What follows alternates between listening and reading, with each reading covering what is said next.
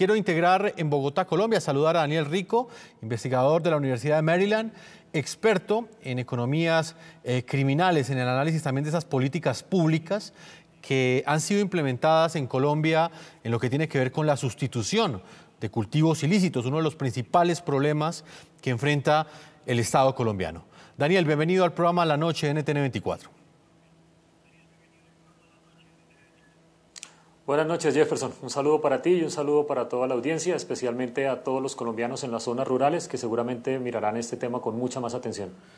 Así es, Daniel. La primera pregunta que le quiero plantear es si a su juicio este convenio que hemos presentado en este primer informe es una solución eficaz para lograr la sustitución de los cultivos ilícitos, o a su juicio es costosa y politizada, teniendo en cuenta aquellos rubros en los cuales hemos hecho énfasis que vamos a tratar de entender durante esta entrevista. ¿Cuál es su opinión?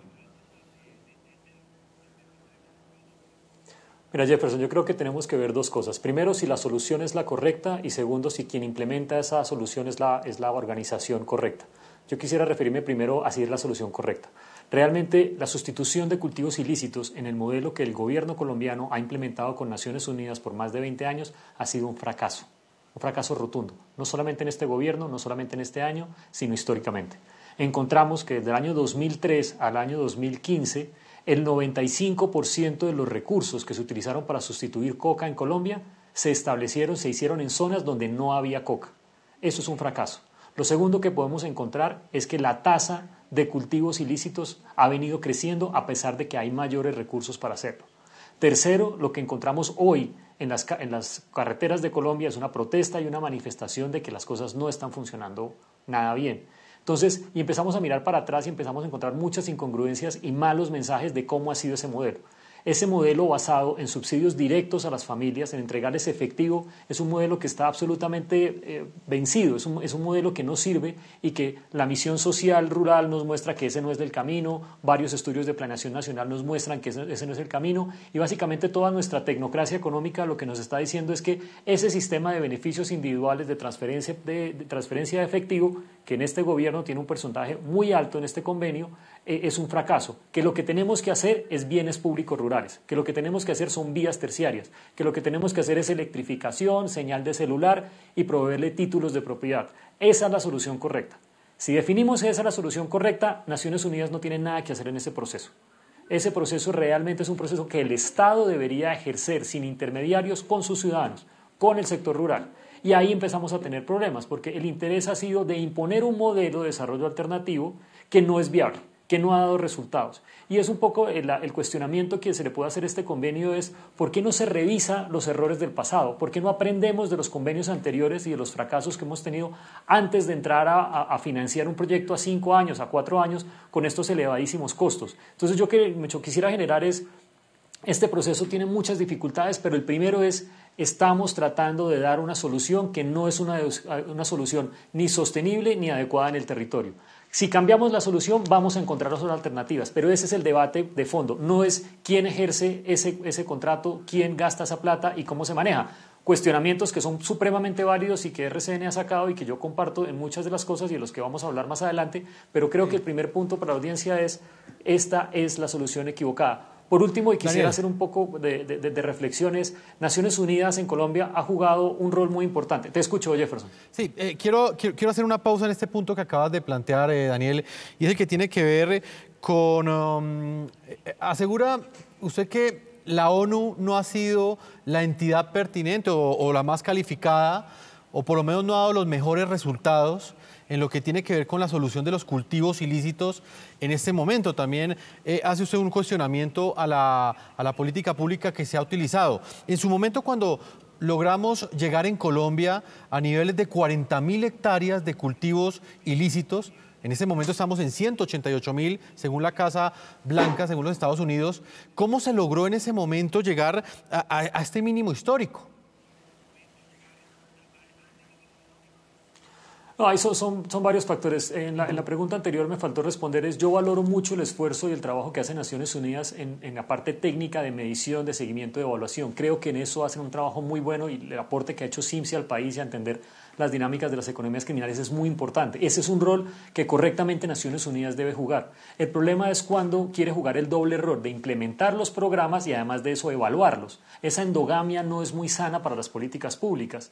Entonces, realmente lo que debemos buscar es un proceso de implementación que nos permita llegar a mejores resultados de lo que hasta ahora hemos tenido. Pero lo que más nos caracteriza es la inercia de los errores del pasado, los volvemos a ver en el futuro y proyectados con enormes presupuestos. Ahora, refiriéndome a la pregunta es, ¿qué rol jugó Naciones Unidas o qué rol jugó la sustitución de cultivos en las variaciones de los cultivos ilícitos? Jefferson, muy poco, por una razón básica. Los cultivos ilícitos están en una parte del territorio colombiano y los programas de desarrollo alternativo están en otra parte del territorio colombiano. La mayoría de los programas se concentran muy cerca de los cascos urbanos e incluso, y eso se vino corrigiendo en los últimos años, hay que reconocerlo, e incluso se gastaron recursos en municipios y en departamentos que no tenían coca, que estaban a muchos kilómetros de los cultivos ilícitos. Eso no tiene presentación. No tiene presentación que hay unos campesinos esperando un proyecto de acceso, desarrollo rural integral y la plata se está gastando 15, 20, 30 kilómetros lejos de la distancia donde ellos están. Entonces, esa inercia es la que nos está generando problemas, es porque no aprendemos y no generamos mejores procesos. Nuevamente, el tema no es solamente si sacamos o metemos a Naciones Unidas. Yo creo que hay otras entidades que deben entrar a competir en eso. Mi posición un poco de lectura de política pública es que ningún monopolio es bueno. Cuando uno le entrega una concesión a 5 años o a 20 años a una entidad para que todos los recursos del Estado se vayan a gastar por medio de esta entidad, eso es nefasto. Yo creo en la competencia, como lo hacen otras agencias de cooperación en Colombia, que cogen, abren una licitación, la gente ofrece, se evalúan las mejores ideas y se entregan o por regiones o por proyectos, pero hay una competencia y un aprendizaje. Pero los monopolios, y en este caso el monopolio para la sustitución de cultivos, ha sido una mala experiencia. Aterricemos un poco el análisis en este convenio que hemos presentado el día de hoy. Me gustaría que usted le explicara a nuestros televidentes exactamente por qué el Estado colombiano le está pagando cerca de 316 millones de dólares a la Oficina de las Naciones Unidas contra la Droga y el Delito. Si dentro de las cifras que encontramos en solo subcontratación se van 237 millones de dólares. Estamos hablando de cerca del 80% de ese dinero que le entrega el Estado colombiano a la ONU termina siendo subcontratado. ¿Cuál es la esencia de este contrato entonces? Sí, es algo que no es explicable en un proceso de crisis fiscal, de unas expectativas, es contratar una intermediación en este proceso, no tiene mucho sentido. Yo creo, y voy a referirme a una anécdota, yo creo que las dos grandes frustraciones que yo he tenido en mi vida, una fue enterarme que el niño Dios eran mis papás y la segunda frustración fue enterarme que Naciones Unidas, UNODC, venía a Colombia no a traer recursos para invertir en el conflicto colombiano, para invertir en las soluciones, sino venía a llevarse los recursos de los colombianos para Viena. Ese ha sido uno de los procesos. Lo que vemos en las dinámicas es lo que presentó el gobierno como una alianza. Realmente esto no es una alianza. Y los términos del convenio creo que tampoco, y unos abogados nos pueden aclarar mucho mejor este proceso, esto es una contratación. Entonces llamemos las cosas por su nombre, esto es una contratación donde el Estado le entrega a Naciones Unidas para que ellos le implementen y le presten los servicios. Eso es completamente legítimo y legal, pero háganlo de manera abierta, competitiva, mostrándole a todos los ciudadanos cuáles son los presupuestos, cuáles son los overheads y que todos sepamos lo que está ocurriendo. Pero esto de presentar como una gran solución y como un gran convenio en que cuando lo que estamos viendo los colombianos es que por lo menos 35 millones de dólares o sea, más de 120 mil millones de pesos van a salir de Colombia para financiar a Naciones Unidas y su estructura internacional, eso es algo que no tiene presentación.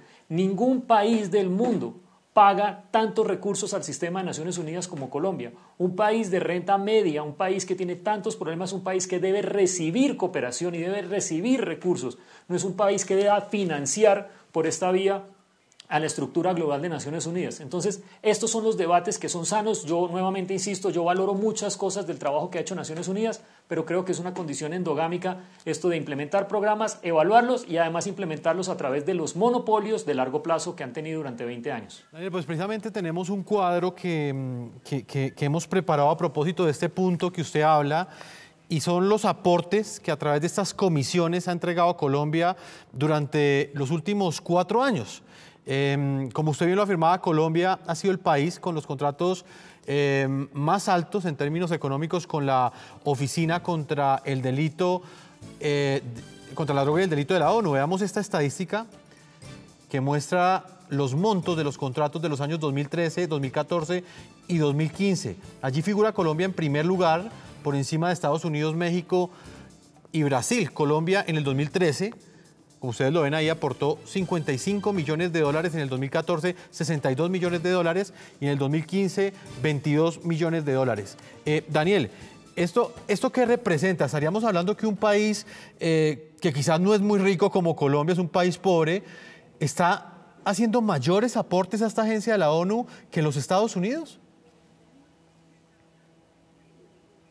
Sí, por supuesto, ahí están las cifras. Colombia ha sido históricamente durante muchos años el mayor cooperante y donante a Naciones Unidas. Entonces, estas son las reflexiones y es, ¿realmente este es el socio que necesita el país? O sea, ¿estos son los socios que nos van a ayudar en la sustitución? Son socios que realmente están recolectando y están haciendo una labor comercial. A mí me parece eso muy valioso y muy interesante, pero entonces compitamos, porque hay muchas otras agencias en el mundo, muchas otras personas que pueden proyectar nuevas ideas, nuevos recursos, pero este es lo que necesitamos, no los monopolios. Esto es problemático y eso es costoso. Además que la experiencia, y retomo uno de los entrevistados que tuvieron acá, al profesor y mi amigo Zuleta de la Universidad de los Andes, él hacía una pregunta de si los beneficios superan los costos. Y ese es el problema porque estos programas en 20 años ha habido muy poca observación y muy poca evaluación al respecto. Y lo que uno encuentra en las comunidades que han recibido estos programas es un desencanto permanente, es una desilusión permanente en que no se cumplen los objetivos y no se cumple lo acordado. Entonces, si no hacemos una evaluación, si no mejoramos, pues nos quedamos en ese ciclo perverso y lo único que vemos es un drenaje de recursos y recursos que están saliendo constantemente desde Bogotá a Viena, cuando debería ser al contrario, de los países más desarrollados y los organismos multilaterales para apoyar un posconflicto en Colombia. Daniel, ¿esto desde cuándo viene? Estamos hablando de un contrato que acaba de firmarse, se firmó hace una semana y que compromete los recursos por los próximos 4 años, inclusive compromete al próximo gobierno, teniendo en cuenta que el gobierno del presidente Juan Manuel Santos finaliza el próximo 7 de agosto. ¿Cómo se ha hecho esto en el pasado?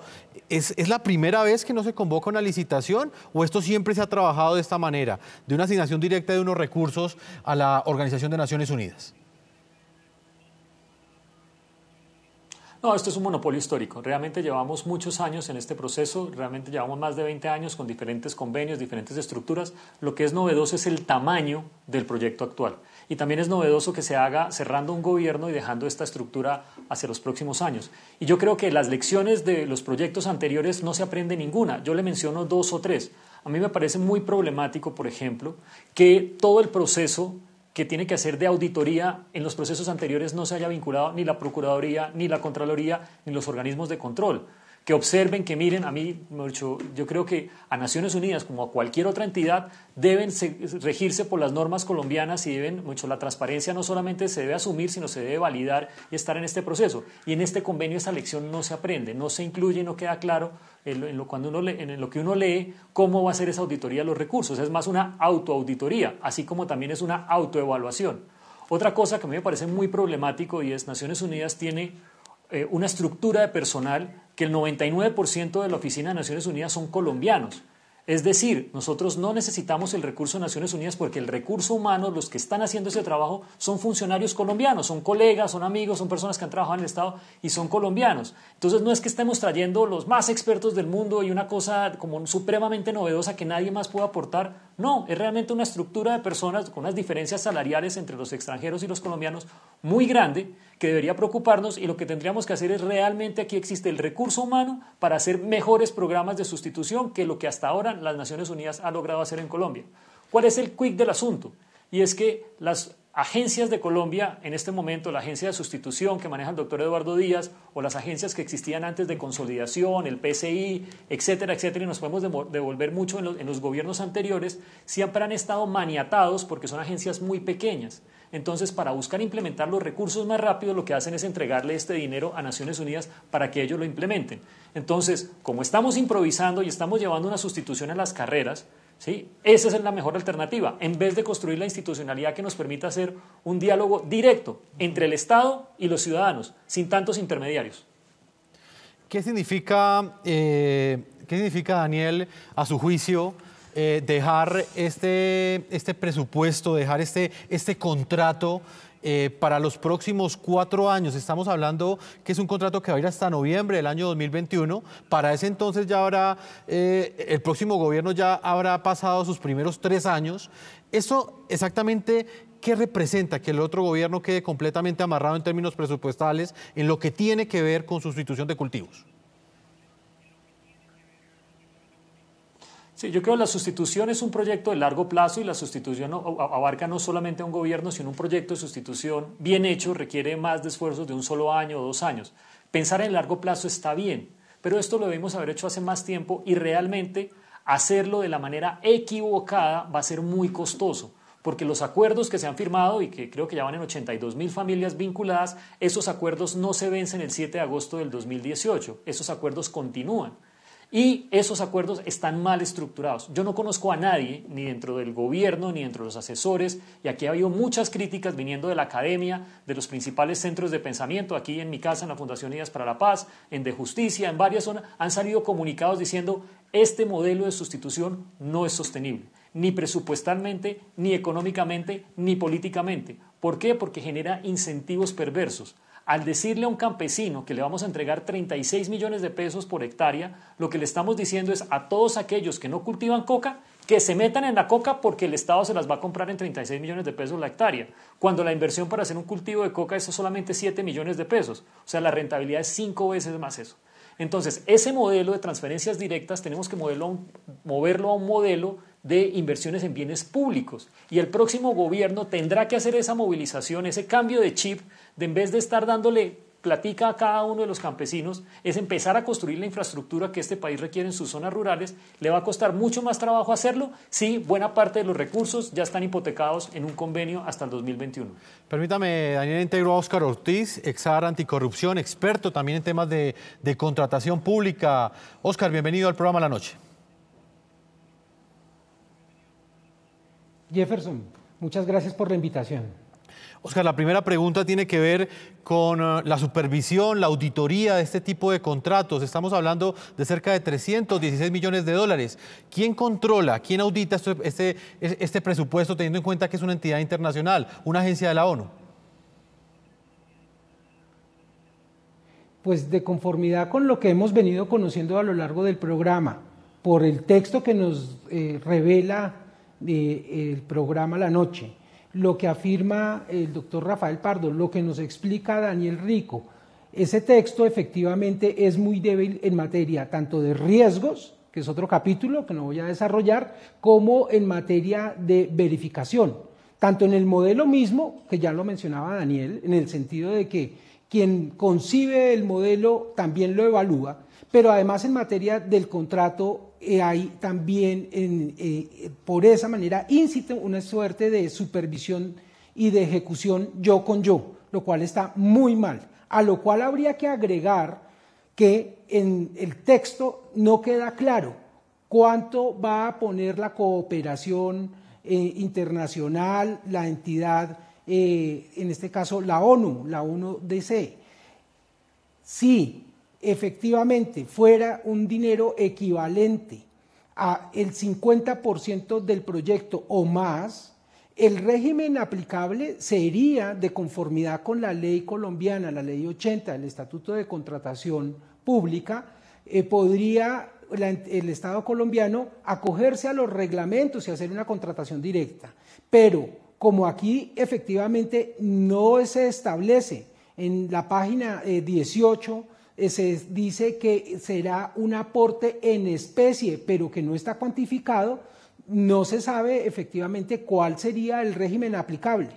De lo dicho por Daniel, se deriva que la mayoría de los recursos son aportados por los colombianos con sus impuestos. Si ello es así, el régimen aplicable de conformidad con nuestra ley es uno de competencia y esta no se presentó en este caso.